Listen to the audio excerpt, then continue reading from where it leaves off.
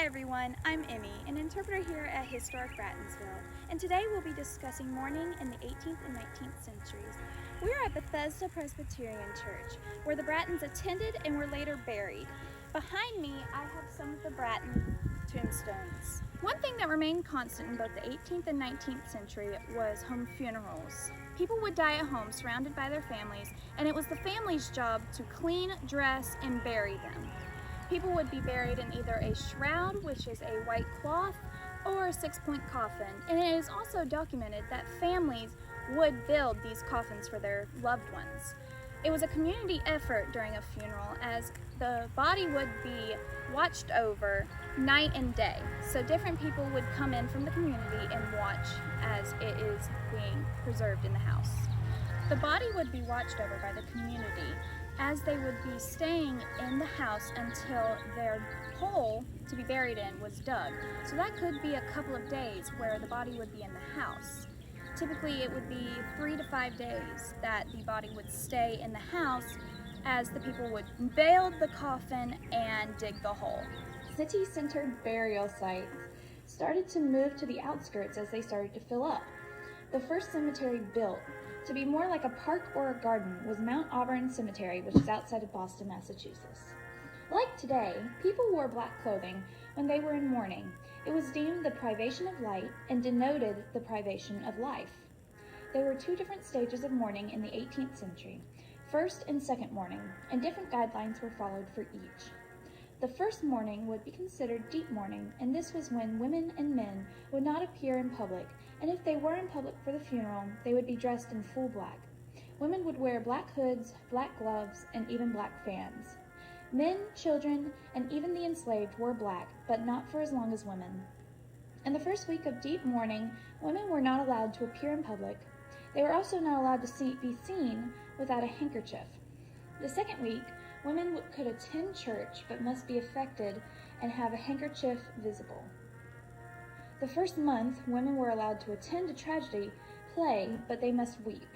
For men, they were allowed to weep at the funeral and be visibly distraught when questioned about the deceased. Once out of deep mourning, men and women would enter the second stage of mourning. Colors would start to come back into the wardrobe, but not fully until mourning was finished. In the second month of mourning, women moved into second mourning and were allowed to attend comedies, but were not allowed to grin at them. In the third month, women were allowed to laugh and dance, and in the fourth month, they were allowed to be released from mourning. For men, the third week would be their transition into second mourning, and they were allowed a mistress. They could appear in public in the fourth week, and in the second month, their mourning was over and they could obtain more mistresses. As for children, they were known to wear hand-sewn clothing or hand-me-downs, and the guidelines and stages for mourning were lightened for them. It was during the 19th century where mourning became more well-known and customs and guidelines were popularized, the most famous being Queen Victoria after the death of her husband, Prince Albert. Women would go through 3 stages of mourning rather than 2, deep, second, and half. In deep mourning, women would wear black, a dull black, full veils, or bonnets with a long veil in the back and a shorter one in the front to cover the face were made of crepe. Jewelry was jet black and hair was incorporated. In second mourning, duller black was allowed and crepe could be taken off, but not all of it. In half mourning, women would wear white, gray, lavender, dark blue, or dark purple. At the end of this mourning, which was called sliding mourning, women would return to their normal clothing. These stages combined would last about 2.5 years. Men and women both were not allowed to attend events while in deep mourning. The enslaved would wear black armbands when there was a death in the household. As for the 19th century accessories, memorial pictures were starting to be made for the deceased, and they were stitched with silk thread and silk fabric to show wealth. Another way to show wealth during mourning was mourning jewelry. Jewelry followed popular styles, but were made with dulled metals. Hair jewelry became popular, as having hair from the deceased placed in brooches and pendants was seen often. This doesn't mean all hair jewelry was mourning jewelry, as many people used living relatives' hair as well. The black clothing even became fashionable in a sense, as when a loved one died, the clothing would be made immediately after to model trends. Guidelines prohibited some fabrics from being used.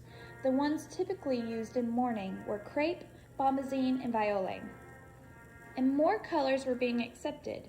Given the time frame of deep mourning, colors such as gray, dusty mauve, and even white were used. Thank you so much for joining us for this Time Travel Tuesday. If you have any more comments, please leave them down below, and we'll try to get to them as soon as possible. We are so excited to see you on site. Have a happy week.